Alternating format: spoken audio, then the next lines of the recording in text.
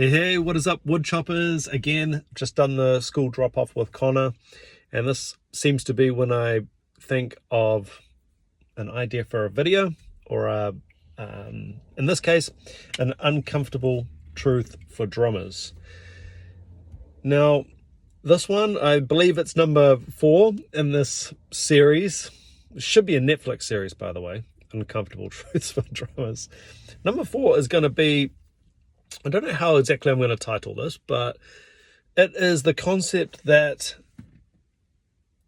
people don't seem to understand, or at least students don't seem to understand what's important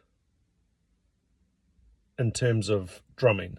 Now, I don't want to turn this into a pocket versus chops debate. That is just that whole pocket versus chops myth is just ridiculous, and people have done that to death. So I don't want people to think on this video that I'm saying pocket is more important than chops. That's actually not what I'm saying here. I like both. Everybody probably likes both, and in my opinion, playing great pocket, that is chops. I mean, you look at Picaro, if we say the Rosanna Shuffle, if we say that's pocket, is it pocket or is it chops? I mean, it's incredibly hard to play. I'm yet to hear anyone play it close. Even some good covers that are, in time and, got the right feel and everything, it's like, yeah, that's still not quite Picaro-esque. But anyway, sidetracked as usual. So I think sort of what I'm getting at with this one is thinking about the sort of stuff that students will bring in or prioritize, and then thinking about the type of stuff that students want to move on from. I think a lot of this comes down to, in a student mentality, there's certain things you learn when you start drumming, i.e. basic rock beats. Singles, doubles, single paradiddle typically, and basic rock beats and basic drum fills. Now, I think what happens is, because you tend to do that stuff first, which is common sense. I mean, it makes sense to do things that are relatively simple first. Simple, not easy. That's a whole other video, which I've already done. Simple versus easy. So relatively simple, easy enough to understand. You figure out how to read and you figure out how to play, and okay, I can do that thing now. And then there's this almost like high school approach of, I've done that, the test is finished, and it's out of mind and it's gone, it's done. So we've moved on from that now. Now, I think the thing is, you haven't moved on from it. It's a very, very hard concept to understand, and you never move on from it. So those basics, those basic beats, tat, bunt, tat, or bunt, tat, bunt, bunt, tat, basic 8th note rock beats, although they are simple in how they're written and easy enough to understand, we never master them, right?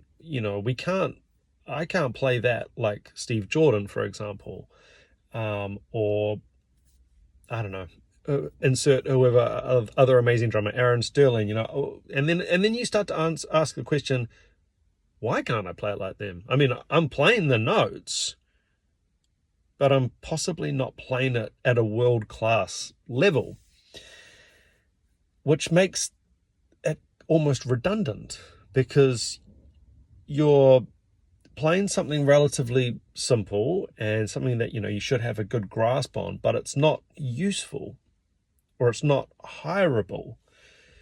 So I'll typically get people, students, and fair enough, I'm not critiquing students, or I'm not critiquing this attitude, it's just an observation, but they'll bring in, for example, like a tool fill. I really want to learn this amazing Danny Carey fill, and while I'm incredibly happy and supportive that you've found something inspiring, and it's like, wow, that really grabbed my ear. I would really love to learn that.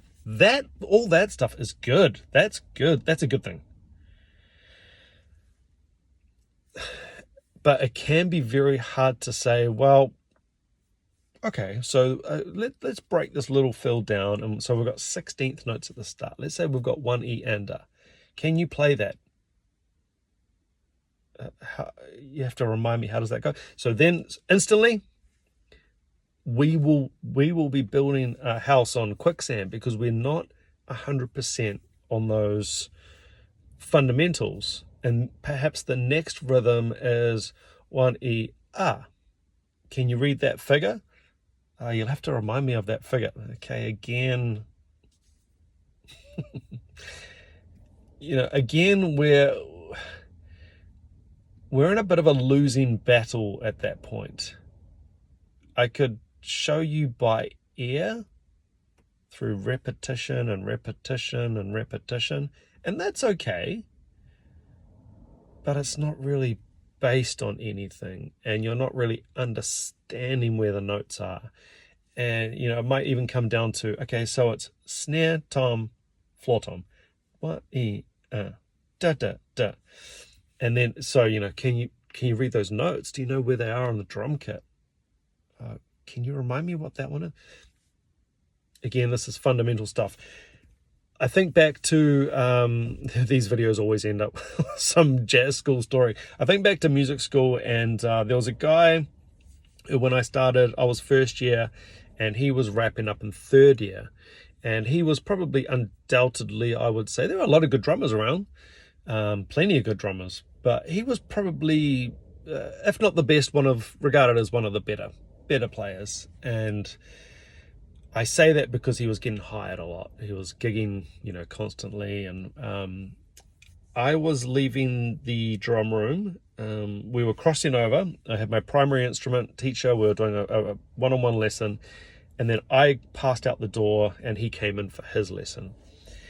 And there was just this little crossover, and we, said hello and everything. And I think he might have said something like, "Oh, what are you working on?" And I showed him, and it was very simple.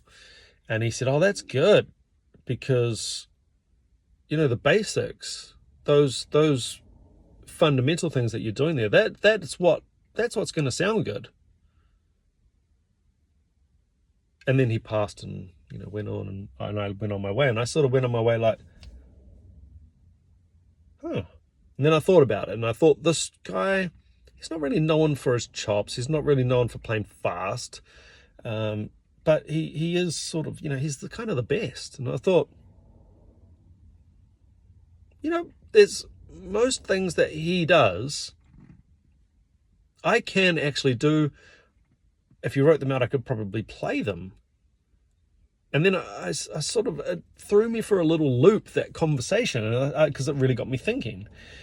And I thought, so he's right. So he's really solid on his fundamentals. He understands his fundamentals. He can access them. He knows where he is. He's not getting lost. He knows where things are. There's clarity. There's a lot of clarity in this playing. And I feel like this granular approach to learning, where you solidly learn your fundamentals, is really easy to skip. Another thing that I notice happening a lot just on this topic, and I just thought of this, is students who do exams, for example, which is really a school approach to learning drums. Is it practical? I don't know, because it's relatively easy to pass the exam. And there's different types of exams out there. There's sort of like external exams, you'll bring them into your drum teacher, and your teacher will walk you through it. You'll get prepared. You sit this external exam, you get given the bit of paper, you move on to the next grade.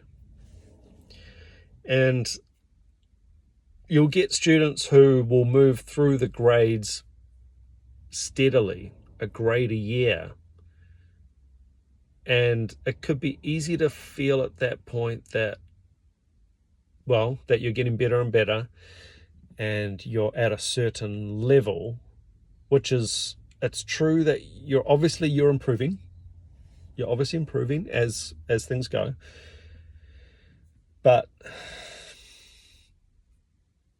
you're moving on, and the content of the exams is obviously, it's getting more challenging.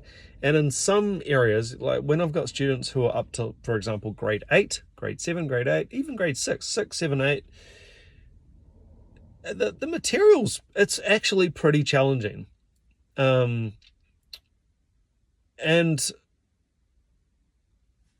at the same time, it's like, yeah, cool, this is all good stuff. You've learnt some things, and it's like, can you play me a rock beat? Okay. And then you listen and you think, what are we working on here? What are we doing? Because I would love, man, I'm starting to sound like my teacher at music school. I would just love to hear someone play a great rock beat. Blow me away. Smash it out of the park. And then, can you play, like, for example, like a basic rock beat? I mean, I'm talking like the level of like Billie Jean or Vultures, John Mayer, or AC/DC Back in Black. Can you play me that whole thing for 3 minutes, 4 minutes, without really obvious tempo resets or mistakes, and just the fills just flowing into each other, and different sections flowing into each other, and just total confidence? In other words, could you sit in at my gig? If those songs were on the set list, could you sit in on the gig and play them, and it's absolutely fine? You're not getting any stink eye from the bassist. The dance floor hasn't parted like the Red Sea. It's seamless, and it's totally fine. Or if not, ideally better. My pure intention is that my students are better than me. I'm fine with that. And if not, and we're here doing grade 6, grade 7, grade 8, I personally feel like something's wrong. Because I don't know what we are saying to someone by giving them those grades, or by moving on and doing this more complexity. I do feel like, I guess it's fun. I guess it's a challenge.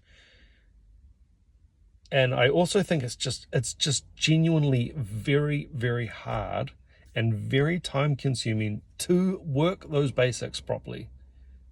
It's not pretty, it's not glamorous, it's downright hard work. So my teaching philosophy over the last, I don't know how many years, has been to always work basics. Even when I get an established player coming in for lessons, I will go back and I'll run over basics, and normally straight away, even if the person can play quite well, if I throw something up for them to read or to play, it's instant. And sometimes I'll get people who are frustrated that they're not getting offered certain gigs, or they're not, maybe their career's not panning out how they hoped. And I can hear it instantly. This is another concept that I talk to my music teacher friends about, is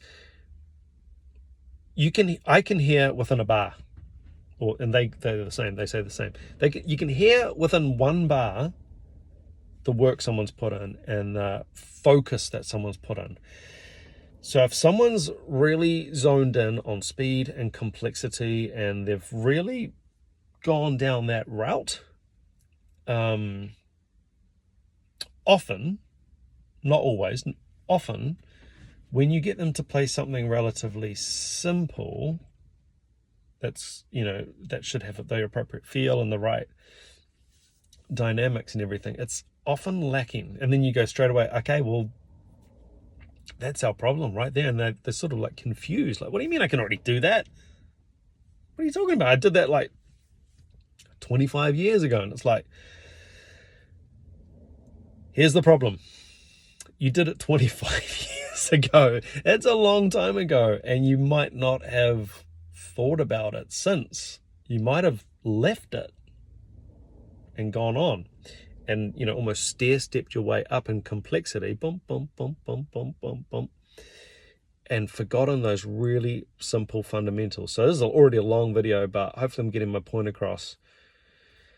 It's almost like a series of videos worth of topic for me, this one. Again, I don't want you to think it's a bad idea to pursue complex ideas or fast ideas or whatever captures your ear. I'm fully down with that. But I would mix it in with a good solid dose of reevaluation of fundamentals. And that's what I do with my students. So hopefully there's a little bit of food for thought there. As always, hit me up in the comments. Let me know what you think, and I'll catch you on the next video. Take it easy. Ciao.